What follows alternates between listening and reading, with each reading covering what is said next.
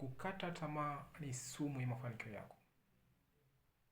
Kwa hiyo, kukata tamaa ni sawasawa umekufa huku unaendelea kuishi. Mara nyingi, kukata tamaa inaweza kupelekea kuua uwezo wako wa kufikiri. Je, utajuaje kama umeanza kukata tamaa? Unapoanza kuamini hakuna solution kwenye tatizo unalolipitia. Unapoanza kuamini hakuna mtu anayekupenda au anayekujali kwenye hii dunia. Vile unapoanza kusubiri watu wa kusaidia kutatua changamoto ulionayo, hii ni dalili tosha kwamba wewe umeanza kukata tamaa.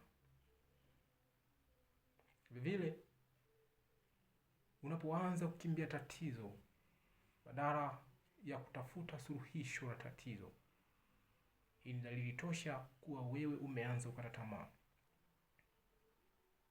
Vile unapokaa eneo moja peke yako bila kuzungumza na mtu, kwa maana unapojifungia peke yako ndani bila kuzungumza na mtu, ni dalili kuwa umeanza kukata tamaa. Kumbuka, kukata tamaa inapelekea kuua uwezo wako kufikiri. Na kukata tamaa ni sumu ya mafanikio yako. Kwa hiyo, usikate tamaa juu ya ndoto yako. Kwa maana hiyo, endelea kuwa na matumaini juu ya ndoto yako. Hakikisha unapambania mpaka dakika ya mwisho. Usikubali kuishia njiani kwa sababu ya changamoto unazopitia. Kumbuka, hakuna changamoto inayodumu milele. Badala yake, itumie changamoto kama njia ya kwenda kuharakisha kasi mafanikio yako. Badala ya kuitumia changamoto unayoipitia kama kikwazo cha wewe kushindwa kutimiza ndoto yako. Kumbuka, kukata tamaa ni sumu ya mafanikio yako.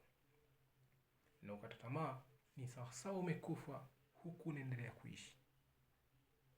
Na unapokata tamaa inapelekea kuua uwezo wako wa kufikiri. Bila kusahau, mafanikio yako ndiyo furaha yangu. Asanteni sana kunisikiliza, na Mungu awabariki.